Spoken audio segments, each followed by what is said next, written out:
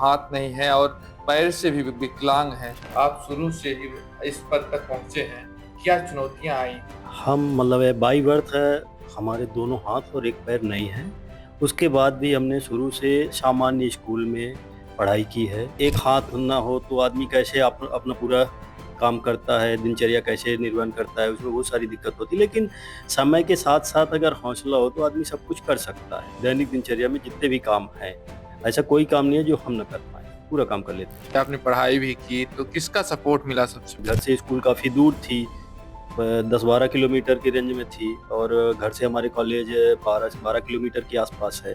बस से सफ़र करना, उसमें कॉलेज के लड़कों को ऑटोमेटिक जैसे कम पैसा देते थे स्कूल कॉलेज के बच्चे, तो उनको नहीं बैठाया जाता था। कृषि विभाग के एसडीओ कार्यालय में बाबू के पद पर हैं। यहाँ कंप्यूटर भी चलाना पड़ता है, तरह-तरह के काम भी करना पड़ता है। क्या कुछ चुनौती यहाँ रहती है? पैर से लिखना, पैर से कंप्यूटर चलाना, जैसे व्हाट्सएप करना है, कोई डॉक्यूमेंट्स व्हाट्सएप करना है, पैर से उसका पीडीएफ बनाना। क्या संदेश देना चाहते हैं, जो सक्षम है लेकिन कुछ कर नहीं पाते? तो आज के समय में लोग नशा के प्रति ज़्यादा अग्रेसित हो रहे हैं। तो पढ़ाई में मेन फ़ोकस होना चाहिए। उनको कहाँ जाना चाहिए, पहले उनका एक गोल निश्चित होना चाहिए। सफलता पाने के लिए टाइम ज़रूर लगता है, आदमी को संघर्ष करना पड़ता है, समय देना पड़ता है, लेकिन मिलती ज़रूर है। देर से मिलती है लेकिन दुरुस्त मिलती है। आज हम मौजूद हैं मऊगंज जिले में, जहां आपको एक ऐसी कहानी से रूबरू करा रहे हैं जहां अगर हौसला हो कुछ करने का तो चुनौतियां चाहे लाख भले ही आ जाएं, लेकिन वो चुनौतियों को चीरते हुए निकल जाते हैं। आज हमारे साथ मौजूद हैं संत कुमार मिश्रा जी, जो जन्म से ही उनके दोनों हाथ नहीं हैं और पैर से भी विकलांग हैं। वो हमारे साथ मौजूद हैं। क्या क्या चुनौतियां आई, आज हम उनसे बात करने की कोशिश करते हैं। संत कुमार मिश्रा जी, आप शुरू से ही इस पद तक पहुँचे हैं। क्या चुनौतियाँ आई? जो हमको देख रहे हैं उन सबको नमस्कार। हम बाई बर्थ है, हमारे दोनों हाथ और एक पैर नहीं है।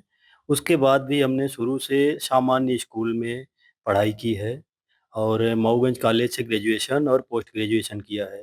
उसके बाद फिर उम, 2014 में हमारा पोस्ट ग्रेजुएशन पॉलिटिकल साइंस से पोस्ट ग्रेजुएशन कंप्लीट हुआ था। फिर जॉब के लिए हम इधर-उधर कुछ टाइम तक भटके थे। फिर उसके बाद हमारी मुलाकात हुई माननीय मध्य प्रदेश शासन के उस समय के मुख्यमंत्री थे श्री शिवराज सिंह चौहान जी।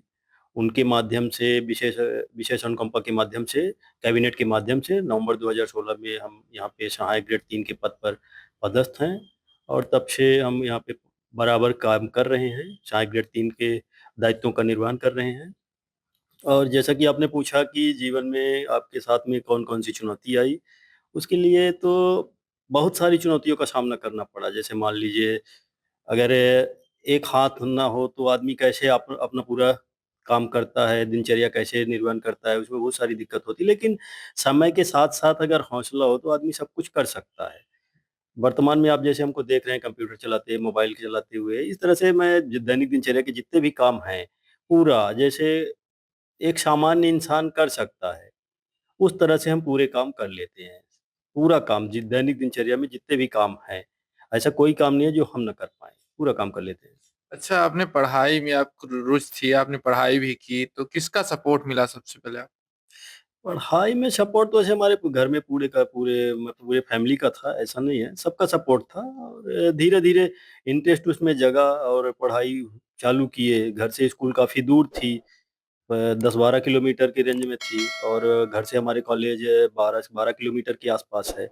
और उस समय परिस्थिति काफ़ी बहुत संघर्षशील थी, जैसे बस से सफ़र करना, उसमें कॉलेज के लड़कों को ऑटोमेटिक जैसे कम पैसा देते थे स्कूल कॉलेज के बच्चे, तो उनको नहीं बैठाया जाता था। इतने भीड़ में कैसे बस में चढ़ना, फिर उससे नीचे उतरना, फिर 500 मीटर के आसपास यहाँ से आपके कॉलेज ग्राउंड होगा, रोड से लगभग 500 या 1 किलोमीटर के आसपास होगा, वहाँ से पैदल चलना, फिर बस स्टैंड जाना, फिर बस का वेट करना, कोई ले जाता था, कोई नहीं ले जाता था।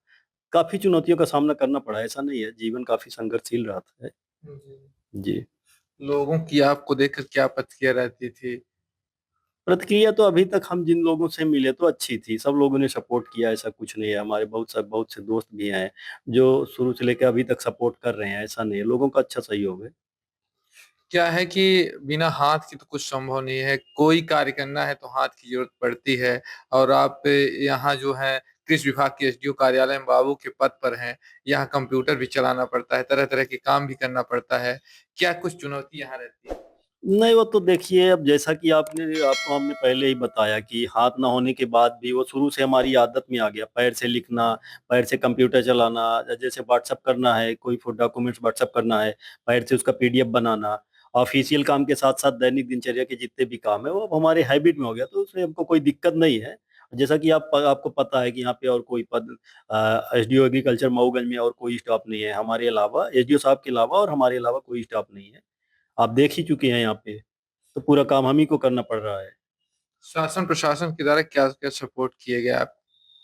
शासन प्रशासन तो वैसा कोई विशेष सपोर्ट तो नहीं हुआ हमारे साथ में, पर ठीक है। यहाँ आप पदस्थ हैं, आने आते जाते कैसे हैं? उसके लिए तो सर जैसा आप बोले हैं कि आने जाने का, तो पहले तो हमारा घर रोड से 2 से 2.5 किलोमीटर अंदर है।